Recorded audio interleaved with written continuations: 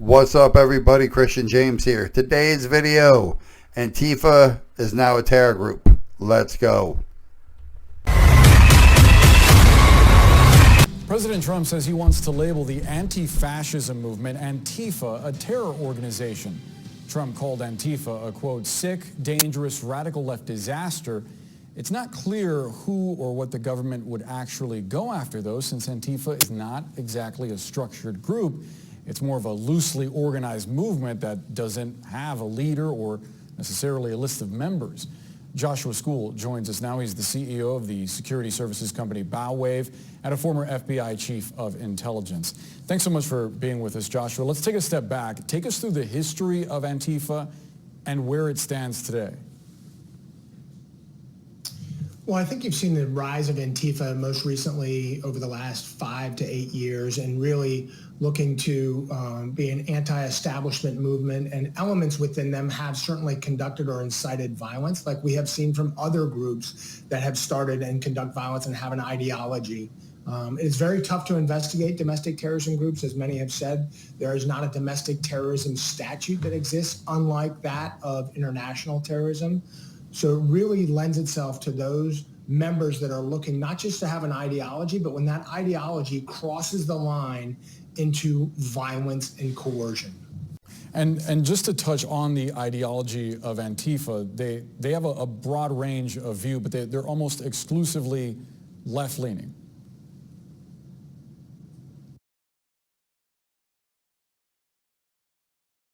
That is accurate.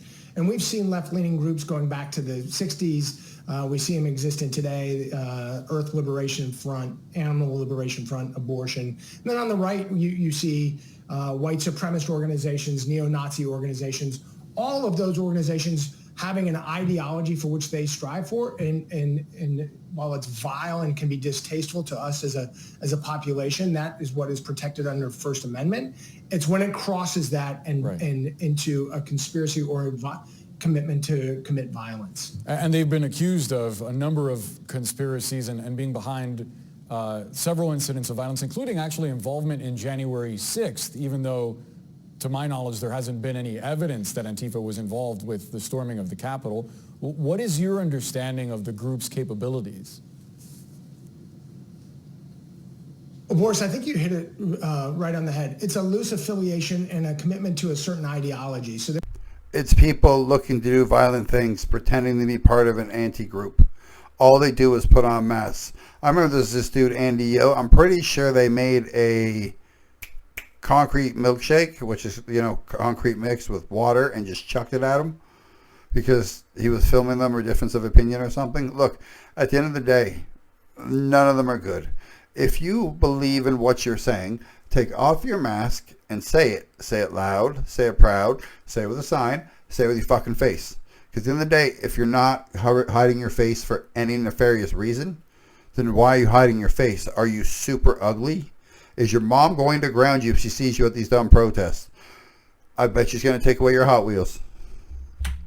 there is no, unlike we've seen other groups. Now, what is going on in the domestic architecture writ large is they've learned these different groups, whether they're right wing or left wing, that having a hierarchy, having established meetings, having these things allows the government to charge conspiracy, because those meetings coming together under a certain ideology or an loose affiliation or a specific affiliation allows the government to bring in conspiracy charges, which then have to be tied back to discussions about violence and then a commitment to going doing that. If these groups understand that having meetings will get the government to pay attention to you and listen to you and investigate you, they've clearly talked. There clearly has to be, in every area or in chat rooms or in Discord or whatever, somebody has to be leading something. They keep showing up at places. So somebody's starting the chat, somebody is starting the Facebook group, somebody is starting the thing to get it started. So clearly there is a person or people with some type of hierarchical society setup that is leading this quote-unquote movement or group of violence. It's not random, because if it was random, they wouldn't have the same look. They wouldn't be in a group. They wouldn't show up the same type of things. They're always at the places where if somebody doesn't want a tranny reading to their kid or a girl and guy in a dress, whatever, they're always there. right? They're always at the places you expect them to be. So clearly there is some organization and some setup. It's not just random. You don't see them randomly one day protesting a Taco Bell at the mall for no fucking reason. They're clearly organized to some degree, even if you don't hear of a figurehead. It is a tough thing as an investigator to accomplish, to make sure that you're balancing freedom of speech, which we all have, and then when does it cross the line and what trips that? So do you think this designation is more symbolic than it is going to lead to prosecution? Well, I think words matter. Right now, there's not an ability to, quote, designate a domestic terrorist group. I know that's what the president said, that he wants to designate them. But right now, the FBI has very specific names for domestic terrorism organizations. They are not, quote unquote, designated. Getting designated right now is reserved for only foreign terrorist organizations. So I think these words matter in how the government is going to proceed.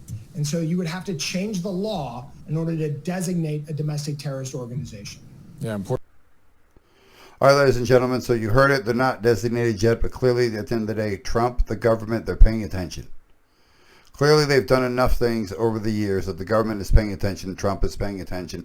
You, ladies and gentlemen, regardless of what you think of Trump, when the president of the United States of America is paying attention to your group, that's not good.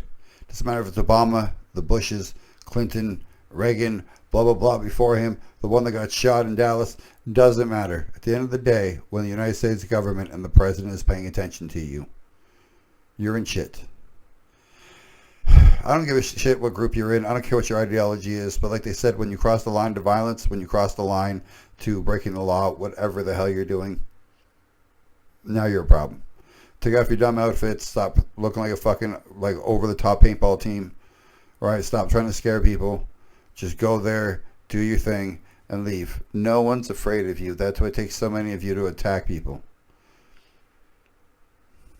Cowards, all y'all. Like, comment, subscribe. Tell me I'm right. Tell me I'm wrong. Tell me if you agree. Tell me if you disagree. Make sure you say something in the comment section. Thanks for watching. I'm out.